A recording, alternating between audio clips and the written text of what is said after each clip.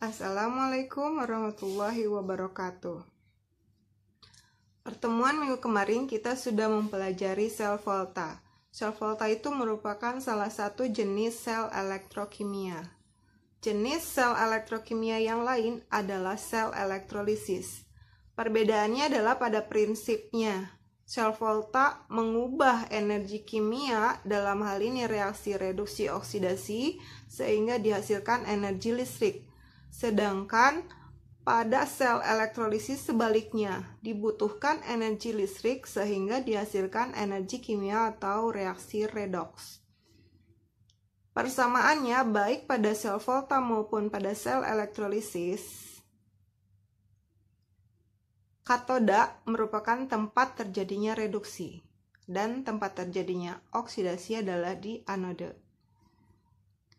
Perbedaannya, pada sel volta, katode adalah sebagai elektroda positif dan anode sebagai elektroda negatif atau disingkat kepan. Sedangkan pada sel elektrolisis, katode sebagai elektroda negatif, anode sebagai elektroda positif atau kenap. Itu perbedaannya kepan dan kenap, sedangkan persamaannya krau ya. Katoda terjadinya reduksi, anode oksidasi. Untuk menentukan reaksi reduksi oksidasi pada sel volta itu lebih mudah ya. Jika tidak diketahui harga enol reduksi masing-masing, bisa dilihat dari keberadaannya di deret volta. Yang lebih kiri itu yang mengalami oksidasi. Jika diketahui harga enol reduksinya, yang lebih negatif yang mengalami oksidasi. Sedangkan pada sel elektrolisis, untuk menentukan reaksi reduksi oksidasinya ini agak sulit ya. Nah, ini Ibu buatkan diagramnya saja. Pertama, untuk menentukan reaksi reduksi di katode, kita perhatikan ion positif. Misalnya kalau dari NaCl. Ini kalau diuraikan jadi ion positifnya Na+. Ion negatifnya Cl-. Kalau senyawanya CuSO4 atau larutannya CuSO4, berarti ion positifnya CO2+, ion negatifnya SO4 2-. Ya. Nah, jika ion positifnya Na+, ini adalah logam aktif. Jika CO2+, ini bukan logam aktif. Dari mana logam aktif itu yang tergolong golongan 1A kecuali hidrogen ya? Litium, Li+, Na+, K+, kalium, kemudian Rb+, rubidium, cesium, Cs+, dan francium. Kemudian golongan 2A juga termasuk logam aktif. Berilium, magnesium, kalsium, strontium, barium, dan radium. Be2+, Ca2+,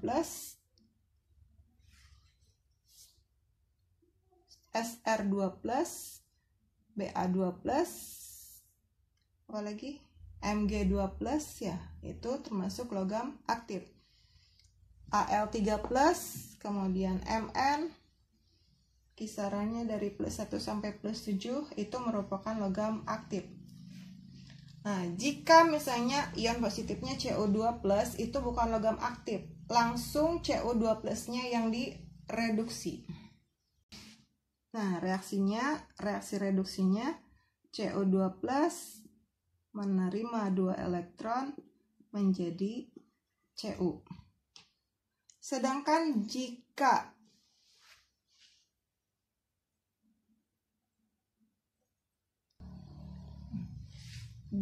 ion positifnya merupakan logam aktif, perhatikan apakah larutan atau berupa lelehan.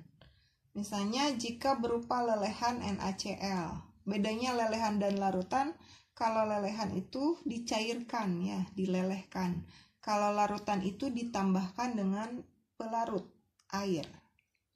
Nah, jika lelehannya maka yang direduksinya adalah ion positifnya. Misalnya dari lelehan NaCl maka ion positifnya Na+, yang direduksinya Na+, menangkap satu elektron menjadi Na. Sedangkan jika NaCl-nya berupa larutan maka yang direduksinya adalah air. Reaksi reduksi air menangkap 2 elektron, dihasilkan gas hidrogen dan 2 OH-.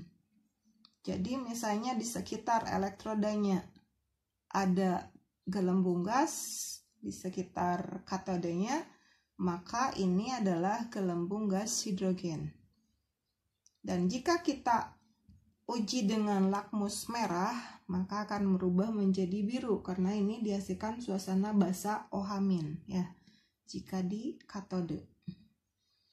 Sedangkan untuk menentukan reaksi oksidasi di anode, lihat kalau tadi lihat ion positifnya, kalau di anode tidak langsung melihat ion negatif, tapi lihat dulu, perhatikan dulu elektrodenya. Apakah inert ataukah tak inert? Yang inert yang bagaimana? Yang inert itu yang tidak aktif. Misalnya yang termasuk golongan elektroda inert adalah platina, karbon, dan aurum atau emas.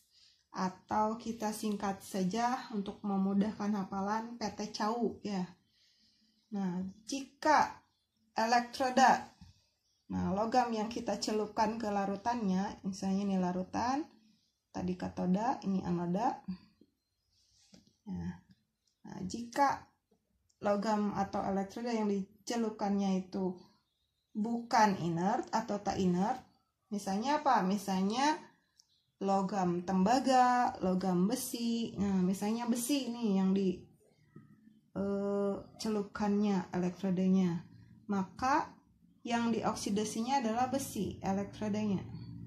Fe dihasilkan Fe2+ melepas 2 elektron. Sedangkan jika elektrodanya inert, baru kita lihat ion negatifnya. Apakah sisa asam oksi atau bukan sisa asam oksi? Masih ingat senyawa asam kan? Misalnya asam klorida HCl itu diurai menjadi H+ dan Cl-. Nah, Cl- itu adalah ion sisa asam. Nah, jika asamnya asam sulfat, maka dihasilkan 2H+ dan SO4 2-. Nah, kalau ion negatifnya seperti ini, Cl-, ini adalah bukan sisa asam oksi. Sedangkan jika sulfat, nitrat, fosfat, ya itu ion sisa asam yang bergabung dengan oksigen, yang ada oksigennya. Ini adalah ion sisa asam oksi. Jika ion negatifnya bukan sisa asam oksi, maka yang dioksidasinya adalah ion negatifnya, tadi Cl- misalnya. Ini dihasilkan Cl itu bentuknya di atom ya, Cl2, jadi ini harus 2 Cl- dan dilepaskan 2 elektron. Sedangkan jika ion sisa asam oksi, maka yang dioksidasinya adalah air. 2H2O dioksidasi melepas 4 elektron. Elektron itu negatif, diseimbangkan dengan 4H. Diseimbangkan dengan 4H+ dan dihasilkan gas oksigen. Nah, jadi jika yang dioksidasinya air, maka kalau dihasilkan gelembung gas ini adalah gas oksigen. Tapi jika yang dioksidasinya Cl- seperti ini ya, jadi tidak semuanya gelembung gas di anoda itu adalah oksigen, karena bisa saja ini adalah gas klorin kalau yang dioksidasinya adalah Cl-. Kemudian ini dihasilkan 4H+, jadi suasananya asam. Bisa kita uji dengan lakmus biru. Ini kalau didekatkan di sekitar anoda akan menjadi merah atau arurah kan ya. Asam mengubah lakmus biru menjadi merah.